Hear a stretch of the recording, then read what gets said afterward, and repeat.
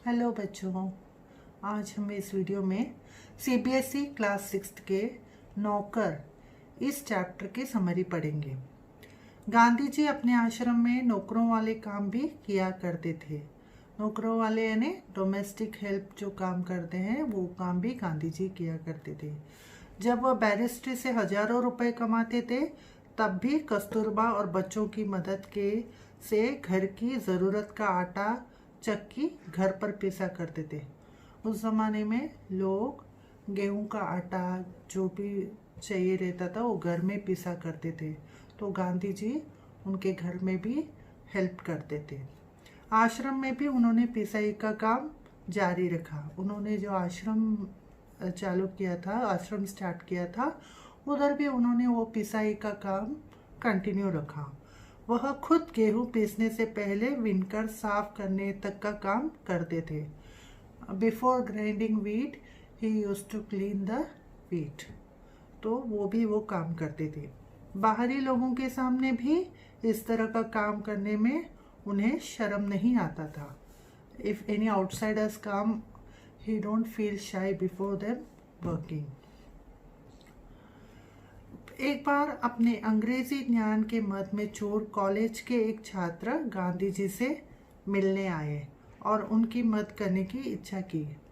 एक बार ना एक स्टूडेंट जिसे इंग्लिश अच्छी तरह से आती थी, वो अपने आप को बहुत स्कॉलर समझता था, वो गांधी जी के आश्रम में उनको मिलने आया। आश्रम में आने के बाद उसने गांधी जी से कुछ हेल्प करने का पूछा, do you want any help करके। तो तब गांधी जी है ना, वो व्हीट क्लीन कर रहे थे, प्लेट में व्हीट क्लीन कर रहे थे, तो उन्होंने वो प्लेट वो छात्र के हाथ में दे दिया, उस स्टूडेंट के हाथ में दे दिया। वो स्टूडेंट परेशान हो गया क्योंकि उसने कभी काम ऐसे किया नहीं था। कैसे तैसे करके 1 घंटे में वो व्हीट क्लीन करके उन्होंने गांधी जी को दे दिया और चल गया। कुछ वर्षों तक गांधी जी ने आश्रम के भंडार का काम संभाल रहे थे। उन्हें फलों सब्जियों के पौष्टिक गुणों का ज्ञान था। वे आश्रम वासियों को अक्सर स्वयं भोजन परोसा करते थे। गांधी जी को हेल्प करने में बहुत अच्छा लगता था, तो आश्रम के जो भंडार घर है ना, वहाँ पर उन्होंने काम किया। तो गांधी जी को वेजिटेबल फ्रूट्स इनके बारे में नॉलेज थी, तो किस में क्या विटामिन है, कौन सा हेल्दी है अनहेल्दी है, वो सब वो जानते थे। तो आश्रम वासियों को हमेशा वो उन्हें बिठा के उनके लिए खाना परोसते थे, उन्हें वो बहुत अच्छा लगता था। आश्रम में अपना बर्तन स्वयं धोने का नियम था। उन्होंने जो आश्रम में थे वहाँ वेसल्स क्लीनिंग करने का उनका अलग सा रूल था।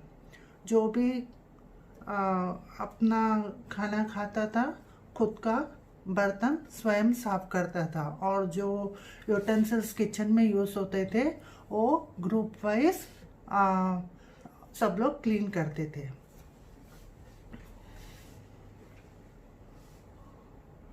एक बार गांधी जी रसोई के राख लगे पतीले को रगड़ रगड़ के धो रहे थे, तभी कस्तूरबा जी ने आकर उन्हें रोक दिया। गांधी जी ने उनकी बात मान लेने में ही अपनी भलाई समझी और उन्हें बर्तनों की सफाई का काम सौंपकर चले गए। आश्रम के निर्माण के समय आने वाले मेहमान तंबू में सोते थे। जब आश्रम कंस्ट्रक्ट कर रहे थे तो हमेशा गेस्ट आते थे, तो गेस्ट आने के बाद वो लोग बाहर टेंट पे रुक जाते थे, वहीं पर वो लोग सोया करते थे।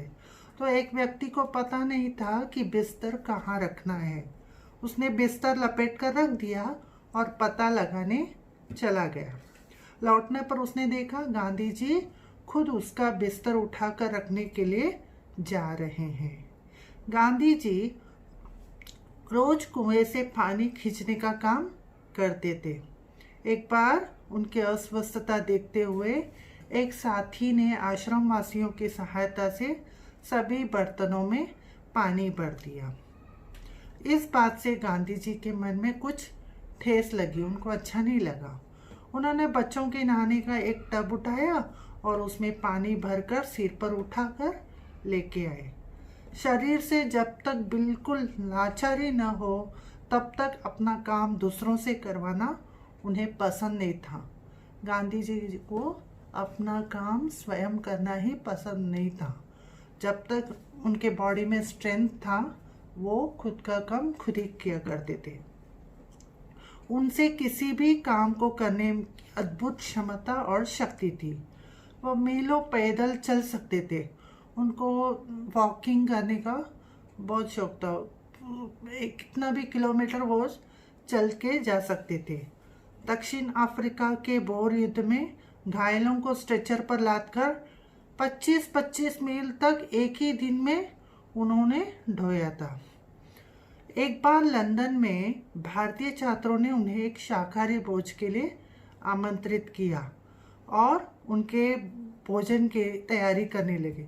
गांधी जी वेजिटेरियन थे ना, तो लंदन में कुछ स्टूडेंट्स ने उन्हें लंच के लिए इनवाइट किया और उनका लंच की प्रिपरेशन करने लगे। अराउंड 2 o'clock एक दुबला पतला आदमी उनकी सहायता करने पहुंच गया। थोड़े देर के बाद वो जो स्टूडेंट्स थे उनके लीडर वहाँ पर पहुँचे तो उन्होंने देखा वो दुबला पतला आदमी कोई और नहीं है बल्कि गांधी जी हैं। गांधी जी दूसरों से काम लेने में सख्त थे, लेकिन अपने लिए दूसरों से काम कराना उन्हें नापसंद था।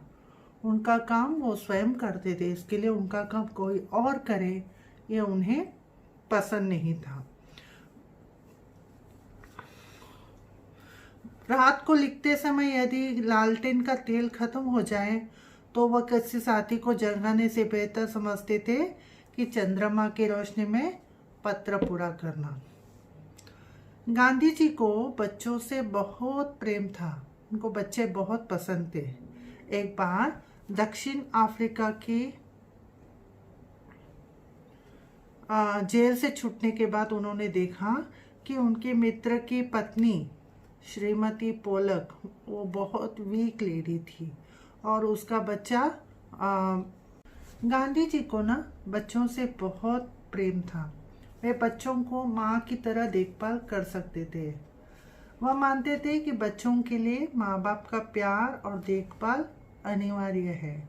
एक बार दक्षिण अफ्रीका की जेल से छूटने के बाद उन्होंने देखा कि उनके मित्र की पत्नी श्रीमती पोलक बहुत दुबली और कमज़ोर थी। उनका बच्चा दूध पीना नहीं छोड़ रहा था। गांधी जी ने उसी दिन से बच्चे को अपने पास सुलाना शुरू किया और एक पखवाड़े ने विदिन 15 डेज ही उसकी माँ का दूध पीने की आदत छूट गई। गांधी जी बड़ों का आदर करते थे। वो हमेशा बड़ों का रिस्पेक्ट करते थे। एक बार दक्षिण अफ्रीका में गोखले जी उनके साथ ठहरे हुए थे। गोखले जी वहाँ उनको मिलने गए तो उन्होंने गांधी जी ने उनका बिस्तर ठीक करते थे, उनके लिए भोजन परोसते थे और पैर दबाने को भी हमेशा तैयार रहते थे। महात्मा कहलाने से बहुत पहले गांधी जी कांग्रेस के अधिवेशन में गए थे। वहाँ उन्होंने गंदे पाखाने साफ किए। एक बड़े कांग्रेसी नेता के पत्रों का जवाब लिखा। उनकी कमीज यानी उनके जो भी कुर्ता शर्ट जो भी था उसमें बटन लगाया और अन्य सेवा का काम बहुत खुशी से किया। गांधी जी आश्रम में सदैव किसी हरिजन को रखने का आग्रह करते थे। हरिजन यानी अनटचेबल्स। वो हमेशा ये नहीं मानते थे टचेबल अनटचेबल ये सब उनको पसंद नहीं था, तथा नौकरों के साथ भाई जैसा बर्ताव करने की सलाह देते थे। हमेशा वो दूसरों से कहते हैं कि सर्वेंट को या जो भी डोमेस्टिक हेल्प है उन्हें लाइक ब्रदर जैसा ट्रीट करना चाहिए, डिस्क्रिमिनेट नहीं करना चाहिए। उन्हें यह बात बहुत पसंद आई थी कि इंग्लैंड में ऊंचे घराने के घरेलू नौकरों को परिवार का आदमी माना जाता था। लंदन में जो क्लास पीपल थे या जो भी ऊंचे परिवार के लोग थे वहाँ कोई भी डोमेस्टिक हेल्प जो है उन्हें वो लोग इक्वली ट्रीट करते हैं, like brotherhood they are treating. एक बार एक भारतीय सज्जन के यहाँ काफ़ी दिन ठहरने के बाद चलते समय उन्होंने वहाँ के नौकरों से विदा भी मांगी और उनसे कहा कि आपने जो मेरी सेवा की है उसका प्रतिदान ईश्वर आपको देगा। एक बार वो उनके फ्रेंड के यहाँ ठहरे हुए थे तो लंदन में, तो वहाँ से निकलते समय उन्होंने भी वहाँ के नौकरों को कहा कि आप लोगों ने जो मेरी सेवा की है इसके बदले में उसका फल आपको मिले। कैसा लगा आपको वीडियो? प्लीज़ लाइक और सब्सक्राइब करना नहीं भूलिए। मिलते हैं अगले वीडियो में।